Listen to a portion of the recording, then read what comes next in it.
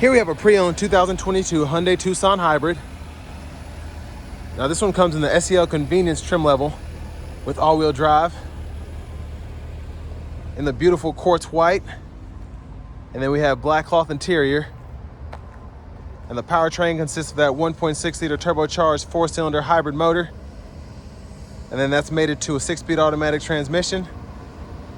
And this one in particular just has a little under 46,000 miles. So we're gonna see how it's held up with it being a newer model year, but with high miles on it. To the front end here, we do get the LED headlamps along with LED daytime running lights, and they don't do that dance there. That's just how the camera's picking them up. But just have a little bit of road rash on the front. Nothing a little touch-up can't fix.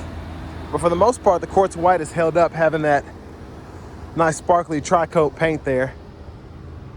But I like the overall design of the Tucson. I've said this before about other models I've reviewed. But love these 19-inch aluminum wheels. I like how they give you kind of an aero look, but they still look nice. They don't look ugly like some of the other wheels you get on certain vehicles that I won't mention. But to the front end here, power door lock controls, power mirror controls are there. One-touch automatic up and down windows for the front, regular power windows for the back, rear window lock there. Storage here, bottle holder.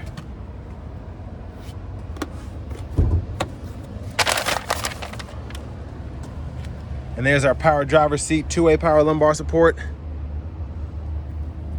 But I have that seat up front adjusted for someone of my size being 6'3", so let's go ahead and check out this rear leg room with that seat as far back as it is. So there's a leg room there, not too bad. Seat back pockets are on both sides, rear AC vents, 2 USB-A charge ports there. And there's a view of the front from back here. And this one does have the power panoramic sunroof, so I have the sunshade back right now. Bottle holders are here. And then I love that we have the grab handle. We could probably put 2 plastic hanger hooks if we wanted to, 2 or 3 metal hanger hooks. Big plus having the LED dome lights in the back. And then actually I can recline this seat a little bit more. So I can recline there. I don't think I can push the seat back anymore, but the latch for that right in here. Then fuel cap here. Now I've had the 1.6 liter turbo hybrid. I had a Sorento hybrid for a minute. Loved that powertrain, got used to it. I was getting about 45 miles per gallon on certain trips. It was just fantastic. But LED tail lights here. And again, those don't flash. While it's going up, we'll take a quick look underneath the vehicle. But power lift gate. And then I believe this is an inflator kit here. That's what that is. And then you have a little give there, but not much going down there. Mostly with having the hybrid battery, it's not a lot of room for a spare tire. But seat back pockets or side pockets in the back here are helpful. 12 volt. And if you want to fold the seat flat, pull up right there and you're good to go. I think something's in the way there, but I'll get it. One thing I've always hated though is having those halogen or incandescent bulbs down there as blinkers. Nobody can see those. But I get some LED replacements and that'll help. And then when the seat's up far enough, this will fold flat. And then pretty easy to just lock it back into place. And then again, you can grab that and tilt it back some. Now we do get the passive keyless entry on the front doors. Forgot to mention that. And this front seat is manual. Seat back, seat bottom, side pocket here, love that. And then glove compartment, owner's manuals, and the window sticker still in here. So y'all can pause anywhere you need to if you want to take a closer look at anything. But this sticker right at $33,800, which isn't a bad price at all in my opinion for an all-wheel drive hybrid. But sorry if the wind noise is intruding on my microphone. It's getting hot out here, so I have the AC up a little bit. Back to the front end. There's that 1.6 liter turbocharged 4-cylinder, and that's mated with that electric motor there.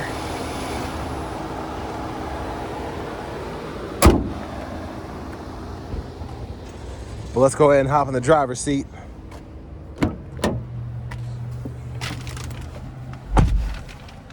So leather wrap steering wheel here, nice touch. I like the feel of it. I've said this before. I love the design of the Hyundais, these new steering wheels. And there's the horn sound there. And then to the screen, I'm gonna turn this down. We do have the 8-inch media system here. So we get AM, FM, XM radio. And we also have Bluetooth audio, Apple CarPlay, and Android Auto wired compatibility there. So if I can get back to the home page. So you can see all the options there. And then the hybrid setup here is pretty nice. Shows you fuel economy, electric motor use, energy flow. And then only other thing I want to see is the settings here. So general settings, you can change your language and all that here. And then Wi-Fi, climate controls, device connections, all that can be full with right there. Backup camera, guidelines, file, you turn the steering wheel. And then tune is here. You can click this for volume, and then push there for mute. And then we do get dual zone automatic climate control, so you can toggle temperature here. And then I'll have this up while I'm doing that. And then you can go ahead and full with fan speed here, cut the whole system off, and then you have 3 stages of auto. Depending on how fast you want the cabin to get to a certain temperature, you can fool with that there. Everything else pretty self-explanatory. USB port here, that's for the Apple CarPlay, Android Auto. Then you have an additional one that's just for charging. 12 volts right here. Wireless charging pad indicators there, and that's just showing that my phone is charging. It's on the pad there. And then we have 3-stage heated front seats, downhill brake control, and then we can pull up this camera on the fly here by hitting that button. And then we do have the center differential lock here, which I like having. Drive modes, we have several: Eco, Sport, Smart, and then Snow. So I'd probably keep it in smart mode most of the time, but sport mode is pretty fun with these as well. And then push button shifter, reverse, neutral, drive, park. And you do have paddle shifters behind the steering wheel again. That's something that's pretty neat. So you can just shift there and then hold that plus shifter to get back into the automatic mode. Electronic parking brake, pull up to engage the brake, press down to disengage. Automatic brake hold, bottle holders, center console cubby space, universal garage door transmitter, and then sunroof controls are here. And we can tilt that one touch, or we can slide it back. One touch there. So that's as far as it goes back, and you can close it one touch as well. And then you also get that sunshade. So pretty nice how that works. Hazards there. Now back to the steering wheel. Voice recognition, this mode button goes through the audio sources that you have checked. And you can set all that up there. Same thing with the custom button. You can have that do a certain function, whatever you set it up to. And that's that button. Then Bluetooth, that just pulls up the phone settings there. Then volume.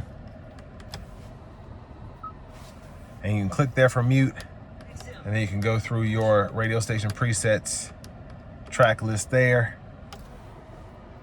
And then you can activate the smart cruise, adjust speed, go through the gauge cluster functions there, and then use this to go through the specific submenus. And here we can toggle our units, fuel economy units, tire pressure units, all of that. We can set that up there. Then we have all of our other settings there.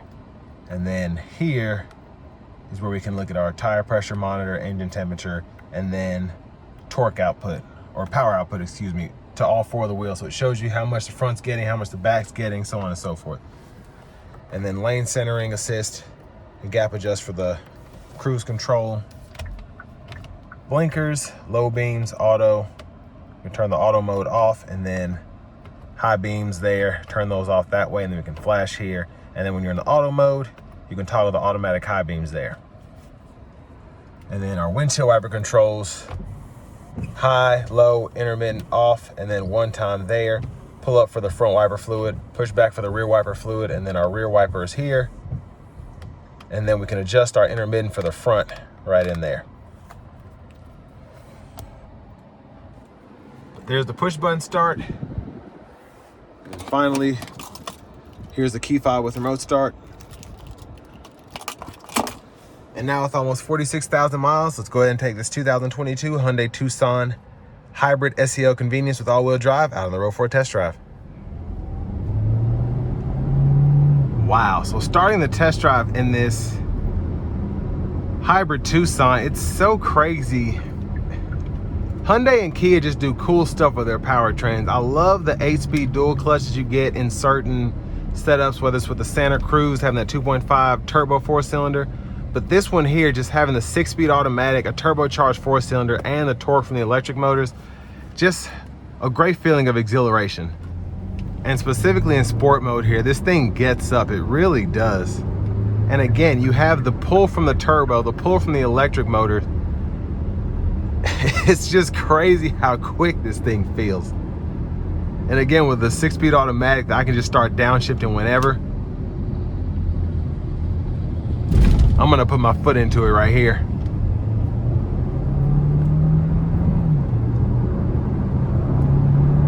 I mean, crazy quick. And again, just having the electric motors with the turbo just makes this feel so fast. But I'm gonna put it into eco mode, and then we're gonna test out the lane centering and then the adaptive cruise here.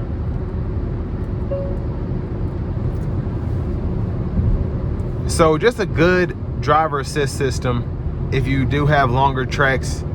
Now this isn't like a full self-driving or hands-free system. You're supposed to keep your hands on the wheel the whole time, but it's just such a good system to be in such an economy car, if you will. This isn't a 60 grand Cadillac Lyric or something that's crazy expensive that comes with this technology. It's on a mid-trim hybrid. I mean, we have cloth seats in here, but we have adaptive cruise control with lane centering, essentially. So just really impressive, in my opinion.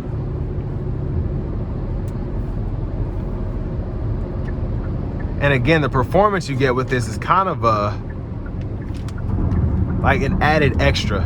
Just being able to feel so quick driving this. And it's not slow, but you have a 1.6 liter turbo 4 made with a hybrid battery and all-wheel drive. You're supposed to get 37 miles per gallon city and then 36 highway. It's crazy you have something that's this quick as well as efficient. Now, in terms of competition, you pretty much have the RAV4 hybrid, CR-V hybrid, Ford Escape hybrid. There are several competitors depending on how you look at things. But this one for me is just the most fun to drive by far. It's a joy to drive this Tucson hybrid. It's so quick out of corners, especially at a low speed. Now mid-range it does pretty well if you put your foot into it, but it's so swift because you have that initial torque from the electric motors and then having the turbo. Again, I can't say enough about how exhilarating the drive is. Just to have something that's so economically friendly on your pocketbook as well as at the gas pump.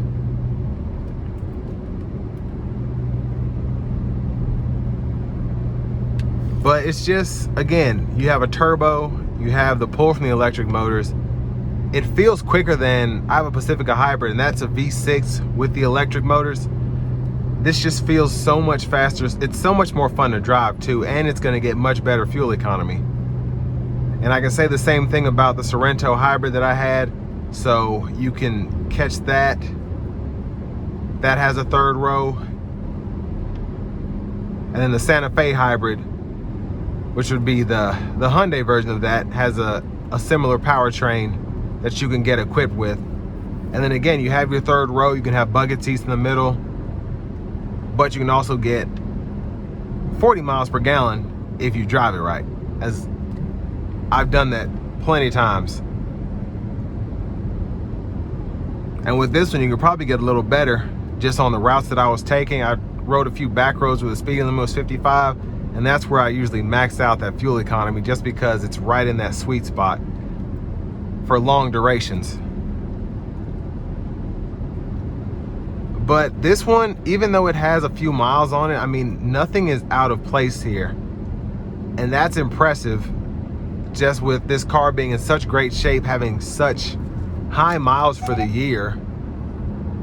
It's a great buy in my opinion if you don't want to buy new, you want to save a little bit of money, and you want something that's a little broken in. But all that being said, this will bring me to the end of my review of this 2022 Hyundai Tucson SEL Convenience with all-wheel drive.